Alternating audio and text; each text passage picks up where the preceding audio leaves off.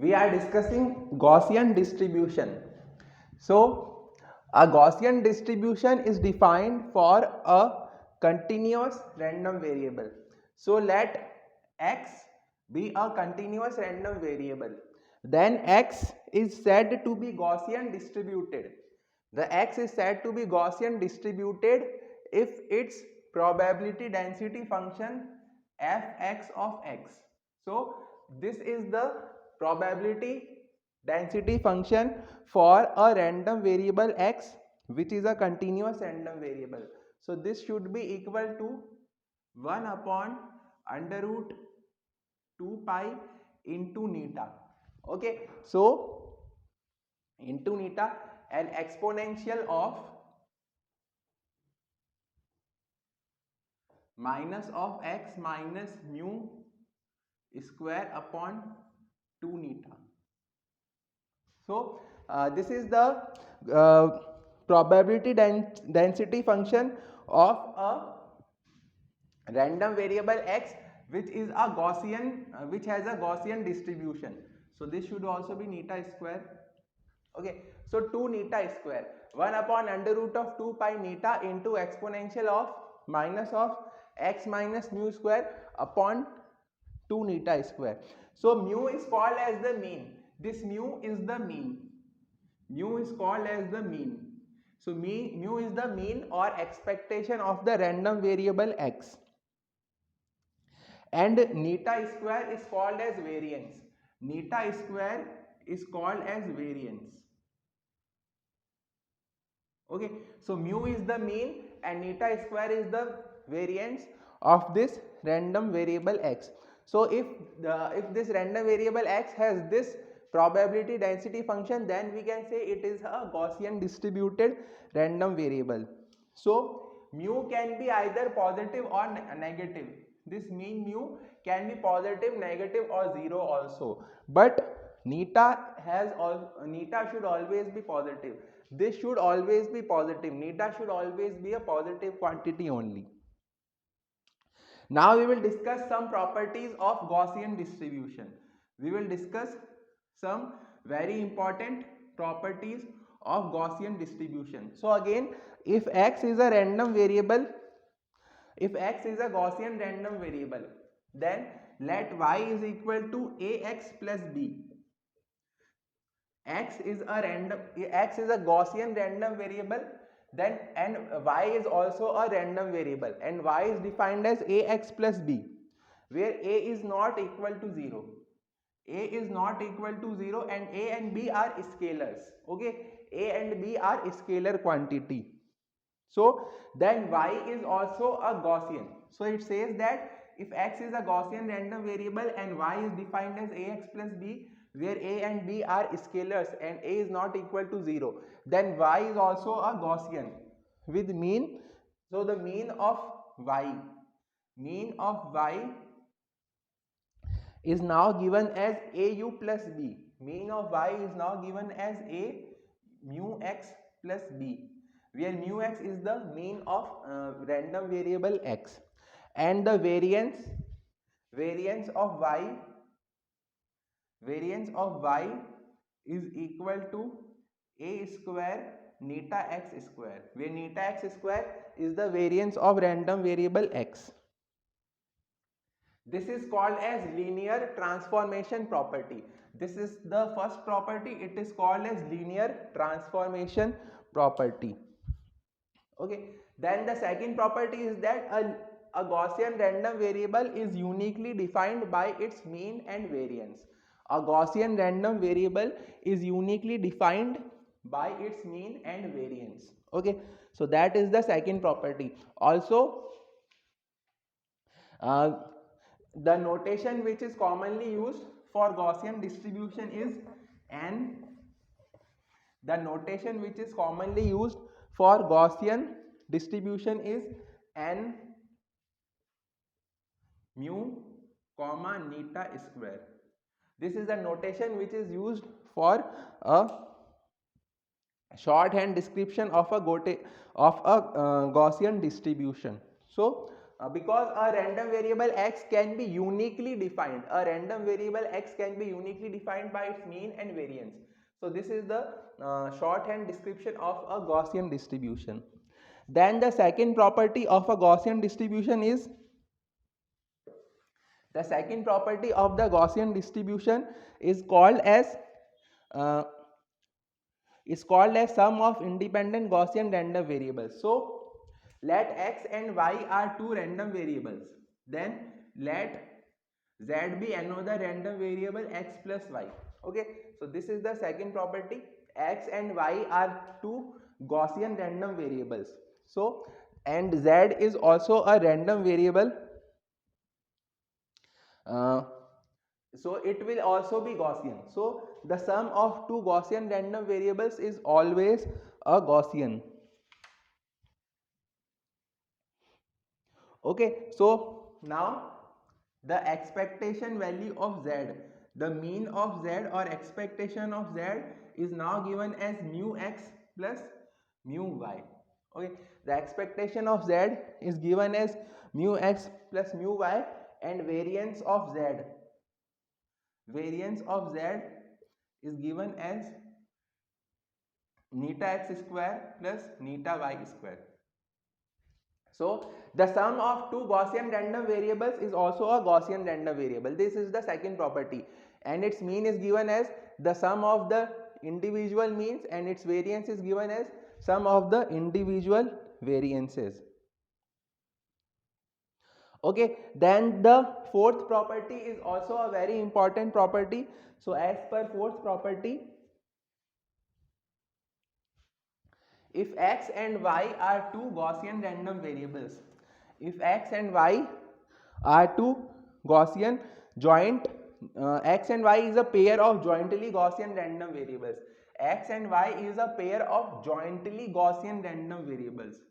X and y are jointly Gaussian random variables. Okay, so this is property 4.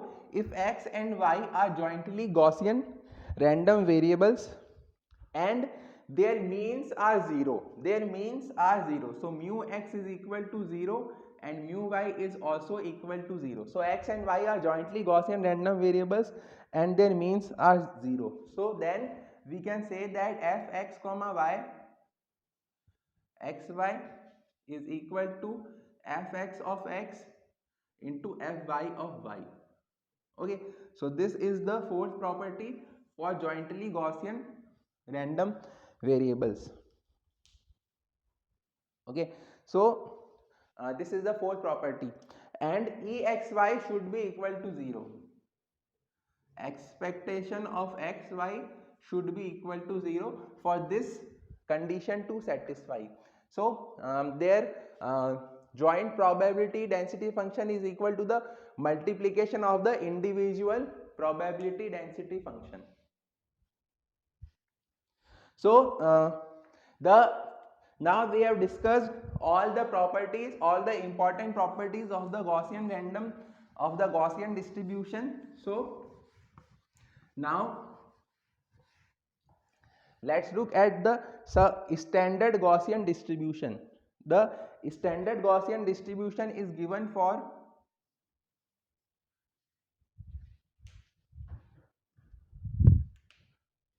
in standard Gaussian distribution, mu is equal to 0. For a standard Gaussian distribution, mu is always taken as 0 and neta square is taken as 1. Mu equal to 0 and neta square is equal to 1. So if you put here standard Gaussian distribution will be given by 1 upon under root of 2 pi exponential of minus of x square upon 2.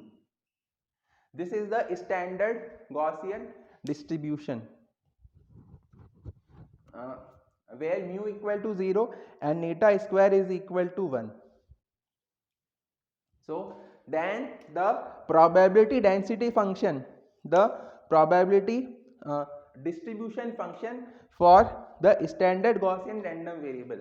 The probability distribution function, this is the probability density function. So the probability distribution function for the standard Gaussian variable will be given like this: 1 upon 2 pi integration from x to infinite exponential of minus t square by 2.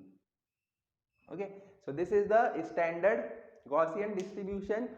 This is the probability density function, and this is the probability distribution function. So now a very important function is defined for which is called as the Q function. So Q function is given like this: Q function is equal to 1 minus Q of x is equal to 1 minus fx of x. This is a commonly used function for communication system. So Q function is given as 1 minus fx of x. So if you put it here,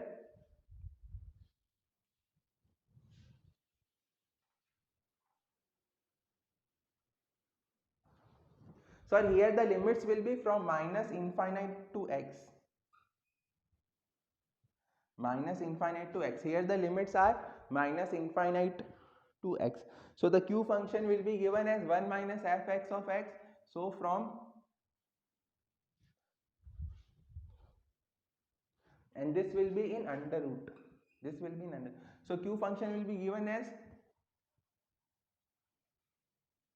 1 upon under root of 2 pi from x to infinite. From x to infinite exponential of minus t square by 2, and here also dt will come because it is integration, exponential of minus of t square by 2 dt. So this is the Q function for the standard Q function. And for negative values of x,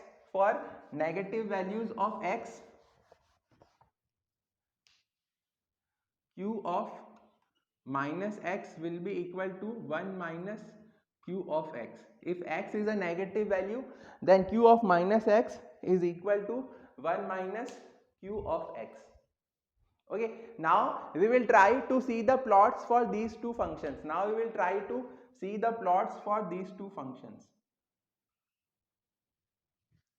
For fx of x and for the density function and the distribution function. So this is the plot for the distribution function fx of x. This is the plot for distribution function fx of x. So its maximum value will always obviously be equal to 1, and its plot is like this. So it always extends up to infinity. Now if you want to draw the plot for the density function,